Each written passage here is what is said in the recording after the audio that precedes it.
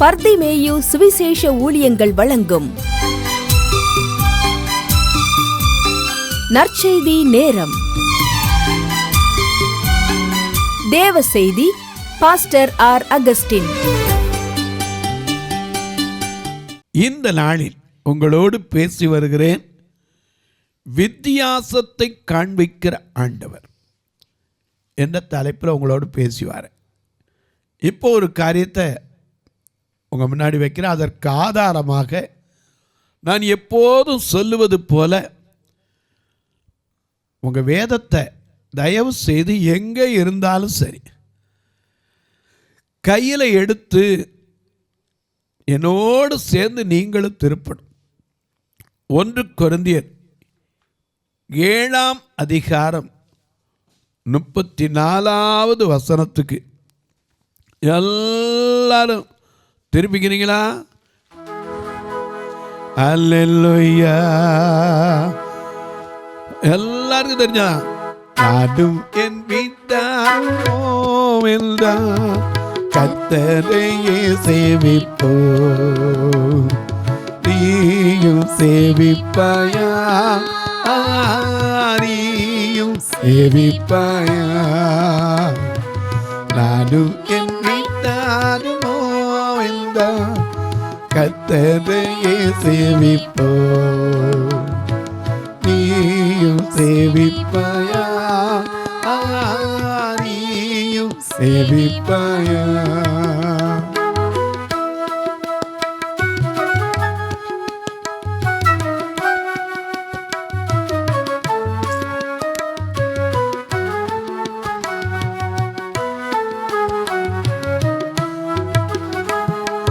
கர்த்தரையே சேவிப்பது ஆகாது என்று கண்டார்.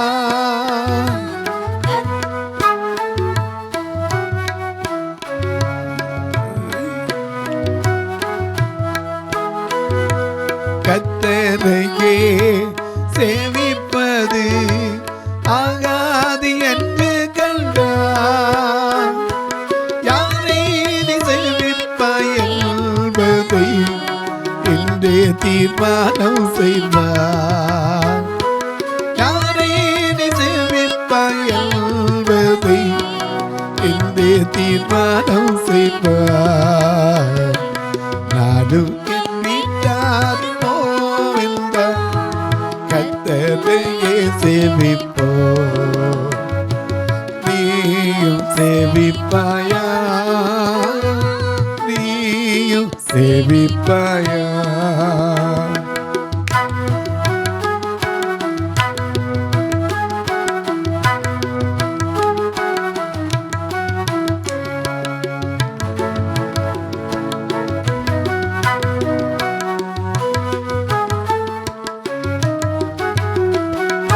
நன்மையான ஈவுகளை தேவாரி தேவன் தந்தார்.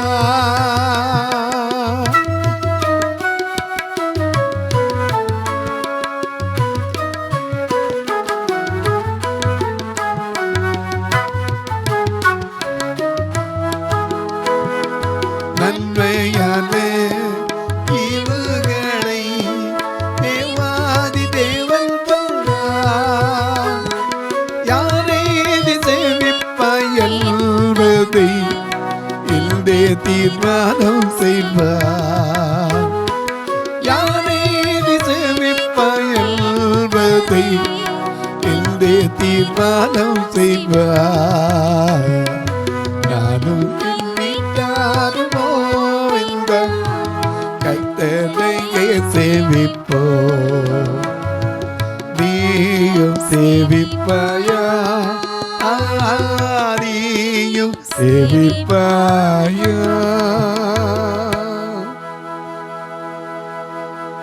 எல்லாம் எடுத்திருப்பீங்க. 1 கொரிந்தியர் 7 அதிகாரம் 34 வசனம். அதுபோல மனைவியானவளுக்கும் கன்னிகைக்கும் வித்தியாசம் உண்டு. நல்ல கவனிங்க.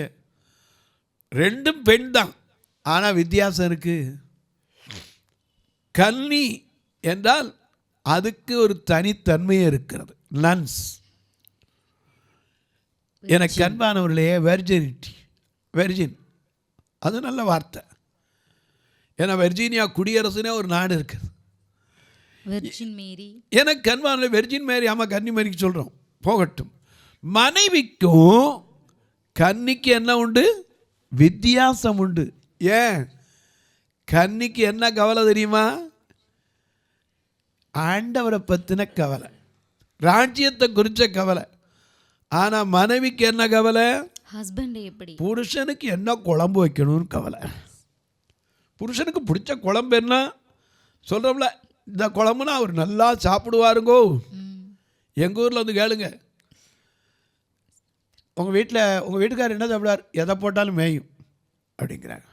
புருஷனுக்கு ரொம்ப மரியாதை. எங்கே போயிருக்காரு? போயிருக்கு. எனக்கு அன்பானவர்களே, மனைவிங்கிறவ தேவன் தருகிற ஒரு பெரிய ஆசீர்வாதம்.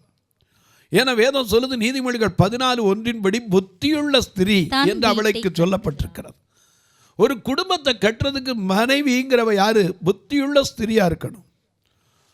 அதை லேமுவேலுக்கு தன் தாய் சொல்லும்போது, குணசாலியான ஸ்திரியை கண்டுபிடிப்பவன் யார்? அவள் விலை முத்துக்களை பார்க்கிலும் உயர்ந்தது.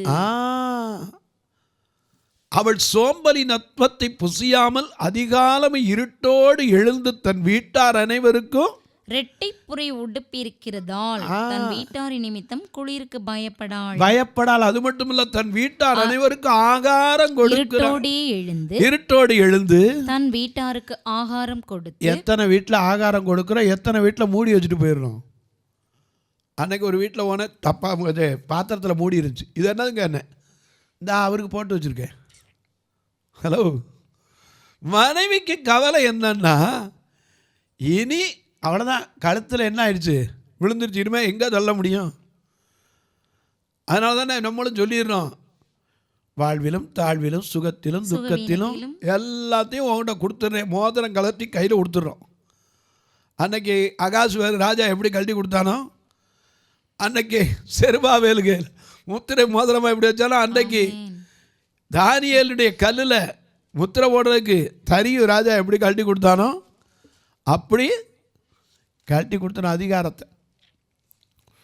ஆனால் எனக்கு அன்பாருடைய மனைவிங்கிற ஸ்தானம் வேற, கன்னிகைங்கிற ஸ்தானம் வேற. ஏன்னா அன்னக ஊழியம்.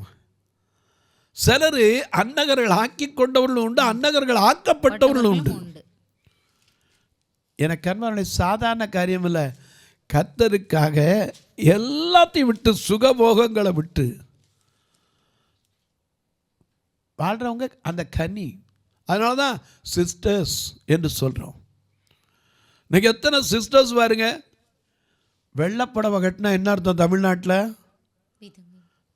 விதவை. ஆனால் அவங்க என்னைக்காவது அதை எடுத்து வருத்தப்பட்டிருக்காங்களா? கிடையாது. ஏன்னா இயேசு கிறிஸ்து பிறந்ததே ஒரு கன்னியின் இடத்துல தான். இதோ ஒரு கன்னிகை கர்ப்பவதியாகி ஒரு குமாரனை பெறுவாள், அவருக்கு இம்மானுவேல் என்று பெயரிடுவாயாக. ஏசாயா 7:14 தீர்க்க தரிசனமாய் வாசிக்கிறோம். எனக்கு கண்பாருடைய இது உலக பிரகாரமா கன்னிங்கிறவ தன்னை காத்துக்கொள்ள வேண்டும். ஆனால் மனைவிங்கிறவ புருஷனுக்கும் குடும்பத்துக்கும் பிள்ளை உலகத்தை குறித்து கவலைப்படுற, கன்னி தேவனுடைய ராஜ்யத்தை குறித்து கவலை. அது ஆவிக்குரிய நிலையில் பாருங்க. நீங்களும் நானும் யாரு? 2 கொரிந்தியர் 11 2 வசனத்திலிருந்து வாசிக்கும் போது இங்கே அழகாக எழுதி வைத்திருக்கிறார். 2 கொரிந்தியர் 11 2 வசனம். நான் உங்களை கற்புள்ள கன்னிகையாக கிறிஸ்து என்னும் ஒரே புருஷனுக்கு ஒப்பு கொடுக்க நியமிக்கப்பட்டிருக்கிறவர் என்று பவுல் சொல்லுகிறார். என கண்மனுடைய கன்னிகளை குறித்து மத்தேயு 25 மணவாளனுக்கு எதிர்கொண்டு போன 10 கன்னிகைகளை குறித்தும் வாசிக்கிறோம்.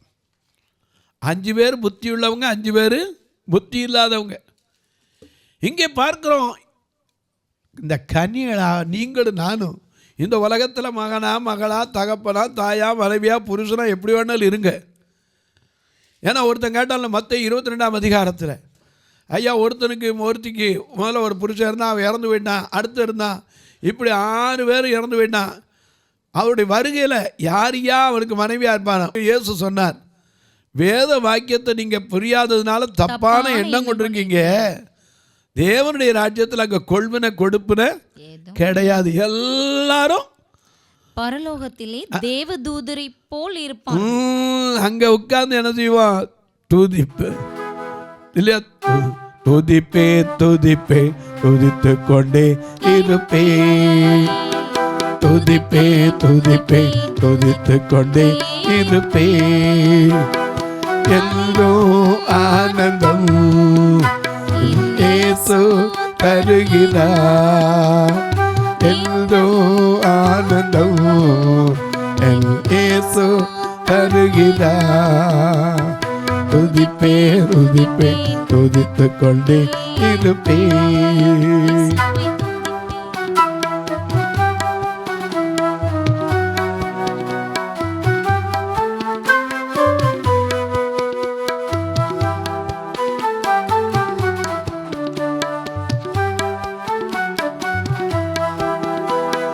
உன்னதர் மறைவில் வல்லவர் நிழலில் இருந்தும் தங்குவே,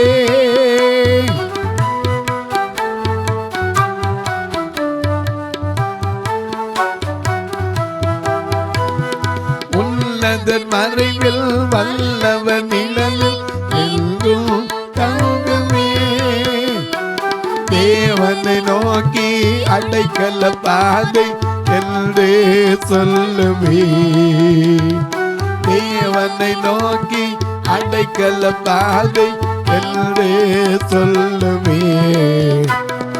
அல்லேலூயா ஆனந்தமே, அல்லேலூயா ஆனந்தமே, அல்லேலூயா ஆனந்தமே, அல்லேலூயா ஆனந்தமே. துதிப்பே துதிப்பே துதித்து கொண்டே இருப்பே, துதிப்பே துதிப்பே துதித்து கொண்டே இருப்பே. அங்க எல்லாரும் தேவதூதர்களை போல என்ன செய்வான்? அவ்வளவுதான். எனக்கு அன்பானவர்களே, நான் உங்களை கற்புள்ள கன்னிகையாக கிறிஸ்து என்னும் ஒரே புருஷனுக்கு ஒப்பு கொடுக்க நியமிக்கப்பட்டிருக்கிறபடியால் உங்களுக்காக தேவ வைராக்கியம் கொண்டிருக்கிறேன். ஆகிலும் தன்னுடைய தந்திரத்தினாலே ஏவாளை வஞ்சித்தது போல கிறிஸ்துவை பற்றும் உண்மையின் என்று கெடுக்கப்படுமோ என்று பயந்திருக்கிறேன். பவுலுக்கு அடி உதைக்கு பயம் கிடையாது, தொழுமரத்துல மாட்டினா பயம் கிடையாது. அப்ப கூட நள்ளிரவுல என்ன செய்வாரு? பாடிய கேட்டை திறக்க வச்சிருவார், துதிச்சே சவரெல்லாம் அசைய வச்சிருவார். ஆனா அதுக்கு பயம் கிடையாது. அப்போஸ்தலர் 14ஆம் அதிகாரம் 8ஆம் வசனத்துல ஒரு சப்பாடி எந்திரிச்சோன்னு ஜனங்கள்லாம் ஐயோ நீங்க தான் ஐயா தெய்வம்னா, அடுத்த நிமிஷம் நாய் அடிச்ச மாதிரி இழுத்து கொண்டு போட்டான். அதுக்கு அவர் பயம் இல்லை. ஆனா எதுக்கு பயம்? சர்ப்பமானது தன்னுடைய தந்திரத்தினால ஏவாளை என்ன செஞ்சிருச்சு? ஏதேனை விட்டு உடங்கிருச்சு. அதை மாதிரி உங்களையும் கிறிஸ்துவை பற்றி உண்மை நின்று உங்க மனது கெடுக்கப்பட்டுமோன்னு தான் பயம். கெடுக்கப்படுமோ என்று பயந்திருக்கிறேன். அதனாலதான் கன்னிக்கும் மனைவிக்கும் வித்தியாசம் உண்டு. மனைவிங்கிறவ புருஷன் போனா தான் அவருக்கு முன்னாடி நான் போயிடணும். ஆனா இங்க அப்படி இல்லை. கன்னிங்கிறவ ஆண்டவருடைய வருகையில அவரோடு கூட என்ன செய்வேன்? நடப்பேன். இல்லையா? இல்லையா? இயேசுவின் இரத்தத்தாலே மீட்கப்பட்டு வசனமா வெளியாலே காக்கப்பட்டு கரை திரையற்ற பரிசுத்தரோடு, கரை திரை அற்ற பரிசுத்தரோடு ஏழையா பொன்னிதியில் உலவிடுவே, ஏழையா பொன்னிதியில் உலவிடுவே. இன்ப இயேசு ராஜா பார்த்தார் போதும், மகிமையில் அவரோடு நான் வாழ்ந்தால் போதும். இன்ப இயேசு ராஜாவை பார்த்தால் போதும், மகிமையில் அவரோடு வாழ்ந்தால் போதும். அவரோட இருக்கணும், அவரோட நடக்கணும், உம்மோடு இருக்கணுமே, உம்மை போல் மாறணுமே. அது மட்டுமல்ல, உலக ஆசை எல்லாம் எப்படி மாறணும்? குப்பையாய் மாறணும். இதுதான் கன்னி. ஆனால் மனைவிக்கு அப்படி இல்லை. புருஷன் இருந்தால் தான் சந்தோஷம். சில இடம்ல புருஷன் இருக்கிற வரைக்கும் தான் மனைவிக்கு பலன். ஆனால் புருஷன் போயிடுவான். ஆனால் மணவாளனாகிய கிறிஸ்து கடைசி மட்டும் நமக்காக நம்மோடு துணை நிற்பார். அதனால தான் உலகத்தின் முடிவு பரியந்தம் சகல நாட்களிலும் உங்களோடு கூட இருக்கிறேன். அது மட்டுமல்ல, இன்னும் அநேக வித்தியாசம் இருக்கு. ஆனால் ஒன்னோ ரெண்டோ காமிக்கிறேன். யாத்திராகமம் 8ஆம் அதிகாரம் 23ஆம் வசனத்தை வாசிக்கலாம். யாத்திரையாகமம் 8ஆம் அதிகாரம் 23ஆம் வசனம். என் ஜனங்களுக்கும் உன் ஜனங்களுக்கும் வித்தியாசம் உண்டாகும்படி செய்வேன். ஆண்டவரே சொல்லியிருக்காரு. எங்க சொல்றாரு? எகிப்துல. இந்த அடையாளம் நாளைக்கு உண்டாகும் என்று கர்த்தர் சொல்லுகிறார். அது என்ன அடையாளம்? 22ஆம் வசனத்தை பாருங்க. பூமியின் நடுவில் நானே கர்த்தர் என்பதை நீ அறியும்படிக்கு என் ஜனங்கள் இருக்கிற கோசேன் நாட்டில் அந்நாளிலே வண்டுகள் வராதபடிக்கு மற்ற எல்லா இடத்துலையும் வந்து, தொட்ட இடம் வந்து, நிக்கிற இடம் வந்து, உட்கார்ற இடம் வந்து. ஆனா அங்க மட்டும் என்ன கிடையாது? வண்டு கிடையாது. ஏன்னா உன் பக்கத்தில் 1000 பேர், உன் வலது பக்கத்தில் 10,000 பேர் விழுந்தாலும் அது உன்னை அணுகாது. நீ எங்க இருக்க? ரத்த கோட்டைக்குள்ளே நான் நுழைந்து விட்டு இனி எதுவும் அணுகாது, எந்த தீங்கும் தீண்டாது. ரத்த கோட்டைக்குள்ளே நான் நுழைந்து விட்டு இனி எதுவும் அணுகாது, எந்த தீங்கும் தீண்டாது.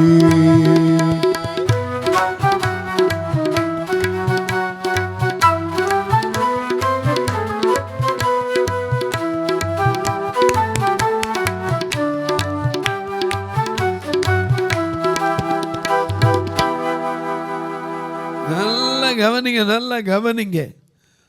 வண்டு எதுக்கு வருது? 8ஆம் அதிகாரம் 1 வசனத்தை பாருங்க. அப்பொழுது கர்த்தர் மோசேயை நோக்கி, நீ பார்வோனிடத்தில் போய் எனக்கு ஆராதனை செய்ய என் ஜனங்களை அனுப்பிவிடு, அனுப்பிவிட மாட்டேன் என்பாயானால் உன் எல்லை அடங்கலையும். ஆமா, தவளை வண்டு எது வரும். ஆனா கோசே நாட்டுக்கு என்ன கிடையாது? வண்டு கிடையாது. ஆனா அங்க இருக்கிறவங்களும் மக்கள் தான் இங்க இருக்கவங்க. ஆனா என் ஜனத்திற்கும் உன் ஜனத்திற்கும் வித்தியாசம்.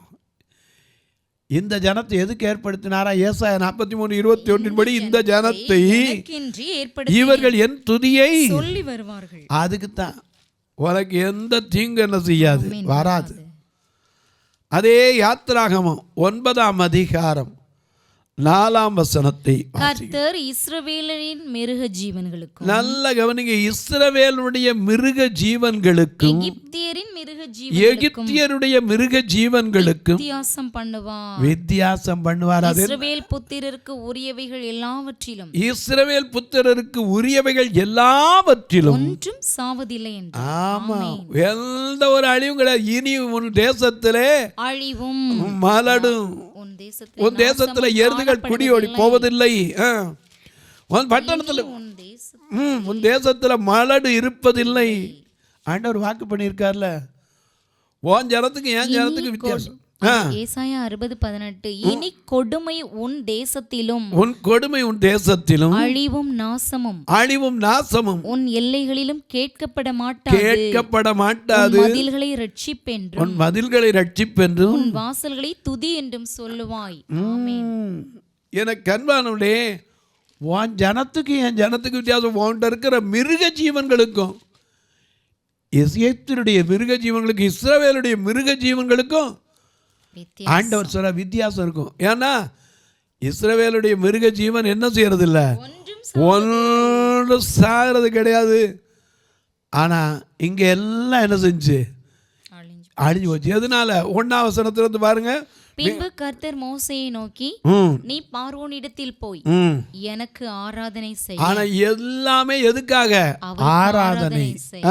ஆராதனை. ஜனங்களை போகவிடு, என் ஜனங்களை போகவிடு, நீ அவர்களை விடமாட்டேன் என்று இன்னும் நிறுத்தி வைத்தாய். இன்னும் நிறுத்தி வைப்பாயானால் கர்த்தருடைய கரம் வெளியில் இருக்கிற உன் மிருக ஜீவன்களாகிய குதிரைகளும் கழுதைகளும் ஒட்டகங்களின் மேலும் ஆடு மாடுகளின் மேலும் மகா கொடிதான கொள்ளை நோய் உண்டாகும். கொள்ளை நோய். ஆனா அதே இடத்துல இருக்கிற இஸ்ரவேலுடைய மிருக ஜீவன்களுக்கு என்ன செய்யறதில்ல, ஒன்றும் கிடையாது. ஒரு நாய் கூட சாவதில்லை. யாத்திராகமம் 11ஆம் அதிகாரம் 6ஆம் 7ஆம் வசனத்தை வாசிக்க கேட்போம். அதனால் எகிப்து தேசம் எங்கும் முன்னும் பின்னும் ஒரு காலம் உண்டாகாத பெரிய கூக்குரல் உண்டாகும். ஆனாலும் கர்த்தர் எகிப்தியருக்கும் இஸ்ரவேலருக்கும் பண்ணுகிற வித்தியாசத்தை நீங்கள் அறியும்படிக்கு இஸ்ரவேல் புத்திரர் அனைவருக்குள்ளும் மனிதர் முதல் மிருக ஜீவன்கள் வரைக்கும் ஒரு நாயாகிலும் தன் நாவை அசைப்பதில்லை. அல்லேலூயா. அங்கே வித்தியாசம். ஏன்னா சம்கார தூதன் வருவான், தலச்சங்கள் எல்லாம் சங்கரிக்கப்படும். ஆனா இஸ்ரவேலுடைய வீட்டில் ஒரு சேதம் வராது. எதுக்கு? நிலைக்கால்களில் நிலை சட்டத்தில் ரத்தம் என்ன செய்யப்பட்டிருக்கு? பூசப்பட்டிருக்கிறது. ஏன்னா அந்த கல்வாரி ரத்தம், எங்கே இயேசுவின் ரத்தம் உண்டோ அங்கே விடுதலை உண்டு. எல்லாத்துக்கும் நம்ம தான் பாடுறோமே, எல்லாத்துக்கும் பாட்டுக்கிறோம். ரத்தம் ஜெயம், ரத்தம் ஜெயம், கல்வாரி இயேசுவின் ரத்தம் ஜெயம், காருண்ய தேவனின் ரத்தம் ஜெயம், கல்வாரி இயேசுவின் ரத்தம் ஜெயம், காருண்ய தேவனின் ரத்தம் ஜெயம்.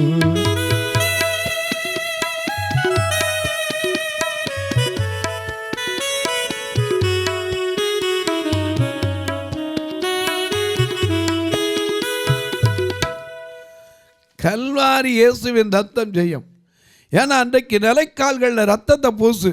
யாத்திராமம் 12:19 வாசிங்க பார்க்கலாம். 7 நாள் அளவும் உங்கள் வீடுகளில் புளித்தமா காணப்படலாகாது. சரி, எவனாகிலும் புளிப்பிடப்பட்டதை புசித்தான் அவன் பரதேசியானாலும் சுதேசியானாலும் அந்த ஆத்துமா இஸ்ரவேல் சபையில் இராமல் அறுப்புண்டு போம். புளிப்பிடப்பட்ட 22ஆம் வசனத்துக்கு வாங்க. ஈசோப்பு கொழுந்துகளில் ஒரு கொத்தை எடுத்து திண்ணியில் இருக்கும் இரத்தத்தில் தோய்த்து அதில் இருக்கும் அந்த இரத்தத்தை வாசல் நிலைக்கால்களிலும் வாசலின் நிலைக்கால்கள் 2லும் தெளியுங்கள். சட்டத்திலே அந்த நிலைக்கால் 2லையும் வைக்கணும். வச்சாச்சுன்னா அந்த ஒரு சேதம் வித்தியாசம். அதுதான் ஆதியாகமம் 1ஆம் அதிகாரம் 14ஆம் வசனத்தை பாருங்க. அங்க ஒரு வித்தியாசத்தை வச்சிருக்கார். பின்பு தேவன் பகலுக்கும் இரவுக்கும் வித்தியாசம் உண்டாகத்தக்கதாக வானம் என்கிற ஆகாய விரிவிலே சுடர்கள் உண்டாக கடவது. அவைகள் அடையாளங்களுக்காகவும் காலங்களையும் நாட்களையும் வருஷங்களையும் குறிக்கிறதற்காகவும் இருக்க கடவது என்றார். இதை வச்சுக்கிட்டு தான் பஞ்சாங்கம் எழுத ஆரம்பிச்சிட்டான். 18ஆம் வசனம். பகலையும்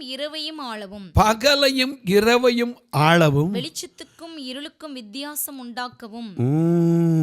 வெளிச்சத்துக்கும் இருளுக்கும் வித்தியாசம், பகலுக்கு இரவுக்கும் வித்தியாசம், நீதிமானுக்கு துன்மார்க்கனுக்கும் வித்தியாசம், அதே போல மனைவிக்கு கன்னிகைக்கும் வித்தியாசம், ஊழியம் செய்கிறவனுக்கும் ஊழியம் செய்யாதவனுக்கும் வித்தியாசம்.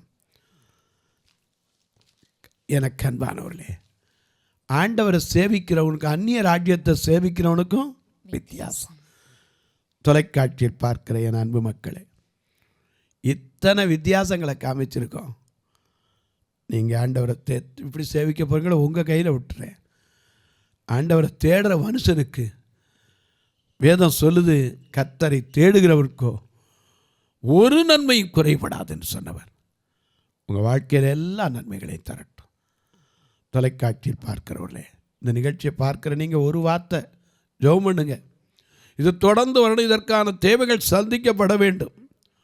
ஒவ்வொரு நாளும் இந்த நிகழ்ச்சி வரணும்னா 5000 தாராளமாக செலவழிக்கணும், இல்லாட்டா வராது. அது மட்டும் இல்லை, எங்கள் சபை வந்து பார்த்திங்கன்னா முற்றிலும் 2 கண்ணு தெரியாத மக்கள் வர்ற காணிக்க கரண்ட் பில் கட்டுறது கூட இருக்காது.